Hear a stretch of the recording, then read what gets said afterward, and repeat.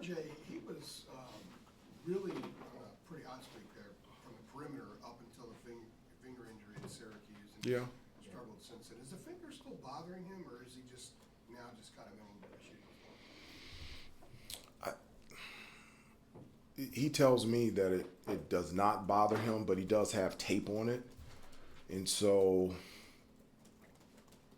I can only, when I played, and I didn't want any type of tape on my fingers because I wanted to have the feel of the basketball. But he does have tape on during practice and during the games. But he says, since the Syracuse game, he hasn't gotten hit there before again. And he hasn't said one time to me that it's ever been an issue. But you're right, his percentages have gone down since the Syracuse game, and my hope is that it'll start going up starting tomorrow. Hubert, with Armando and Pete, obviously not really playing much against Virginia, Pete being out and Armando being injured so early, have you sensed that both of them are a little more fired up for this matchup, given that they had to miss it the first time around? I think they're fired up. I think the whole team is fired up, not because Armando and Pete missed the first matchup. I think they're fired up because we get an opportunity to play against Virginia. They're just a really good basketball team. We're back at home, and it's an important game for them, and it's an important game for us. I think that alone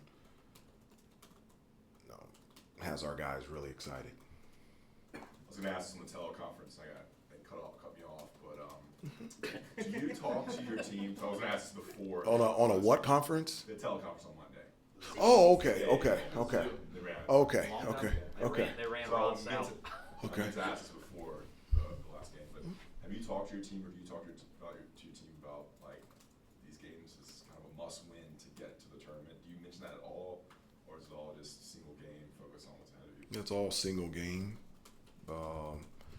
Focus on what is in front of us and what is real, and what is in front of us and what is real is our game against Virginia tomorrow. That's always been my focus, and that's the way that I've approached each game, and that's the way that I approached the game against Notre Dame, and that's the way that I'll approach that I have approached playing Virginia tomorrow.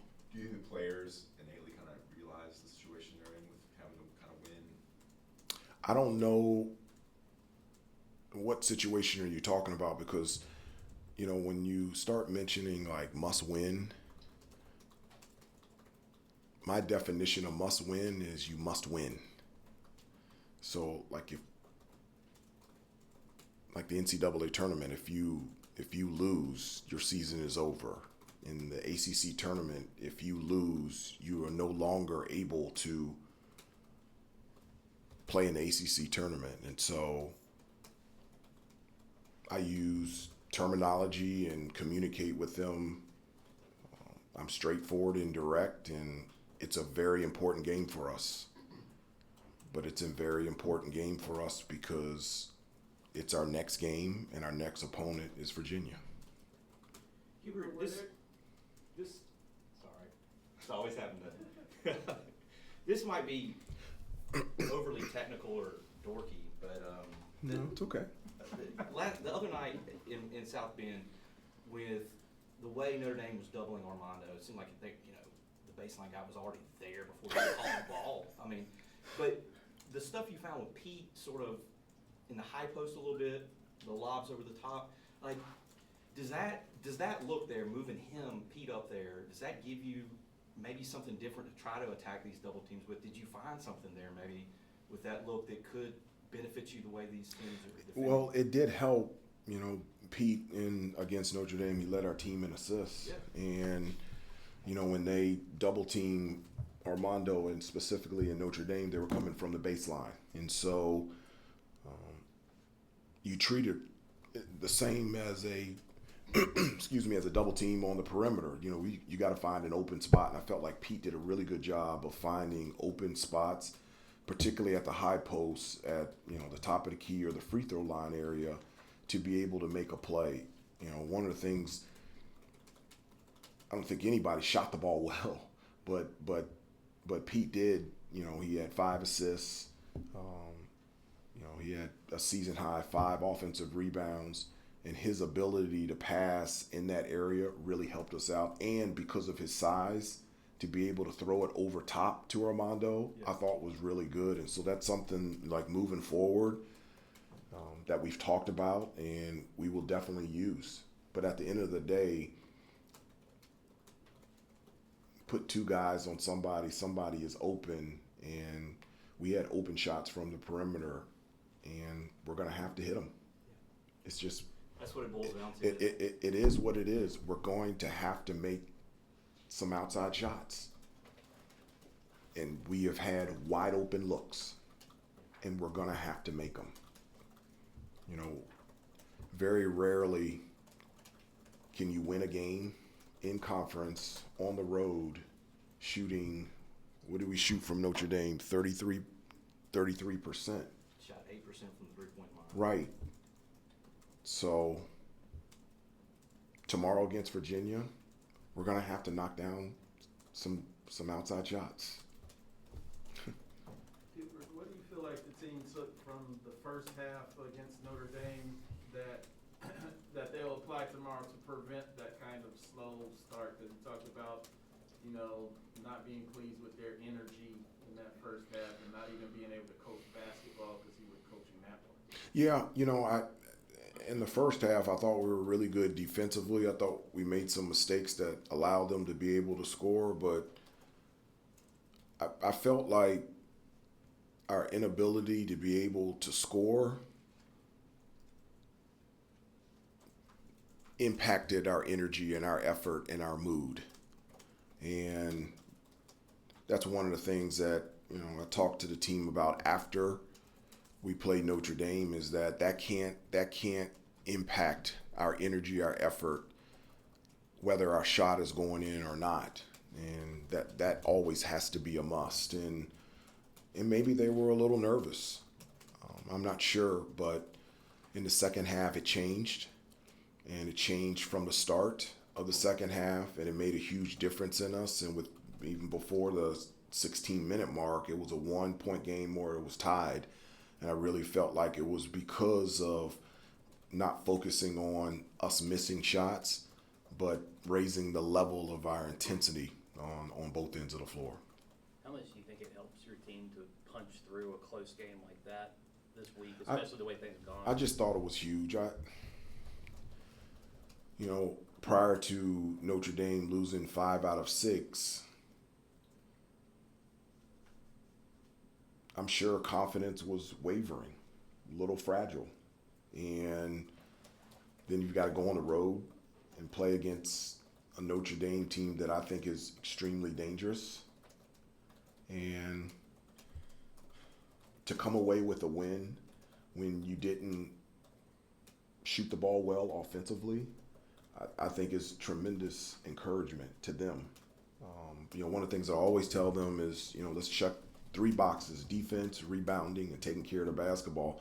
In the second half, we did that. We only had 1 turnover in the second half. And so I think it was really good confidence for them. And also they were able to take a deep breath and go, we won. You know, sometimes you just need that one to build that confidence and assurance that that we're doing things the right way. And my hope is that it continues with that confidence against Virginia tomorrow. Pete said after the game the other night, what you just said a moment ago about how when the shots weren't falling, it sort of affected the energy and the effort. So is that kind of human nature when it's been going like that for a while and you have lost 5 out of 6, that's going to seep in a little bit? Yeah. And if so, as a head coach, how do you kind of fight against that? Well, one of the things that I and you guys know this, I try to be as encouraging as positive, and doesn't matter what type of situation. And during that time, I wasn't very encouraging at halftime. I went back on that one.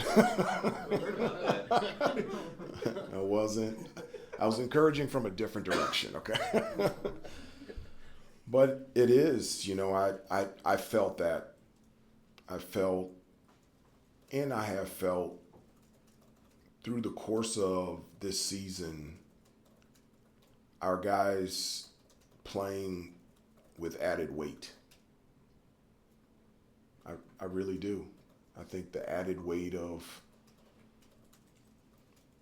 being preseason number one. I think the added weight of the expectations. I think the added weight of this team looking like last year's team.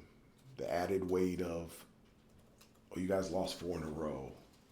The added weight of, you guys are out of the top 25. The added weight of the NCAA tournament. And just being free enough just to play. And that's why I always focus on them, on, you know, what is real and what's straight ahead and what we can control. And what we can control is how good we play, how well do we play tomorrow. Let's prepare to the best of our ability. Let's play our tail off tomorrow against Virginia. And let's see what happens. To that, I sense relief. We talked to 4 players there, and I sense considerable relief from those guys after the game because they got to win. They got to talk about a win. Have you seen that as well? I have. I really have. I really have. You know, it's. I did feel a relief. After we played Notre Dame, it was. I don't want to say the happiest locker room this year after a win, but it was. I felt like everybody in the locker room. It was, people were laughing. They were excited. It felt relieved. Felt confident. It was different after the Notre Dame game. Just on that point, I mean, I don't have a question. RJ told us they all can't be rainy days. Sometimes you need some sun. And he just sort of told us that unprompted, which I was like, all right. Yeah. You know, I mean, Yeah. to what you're saying. No, it is. I mean, you know, there are going to be rainy days, and it's nice to have a sunny day. And I sensed that from the team after the game, and it was really good to see. I know you do like to focus on the real and what is actually happening, but what would a win over this Virginia team at home mean to you, mean to the team, and what message would it say to the country watching you guys? Well, what it would mean to us is that we won 2 games in a row, and it'd be another sunny day. It really would. You know, it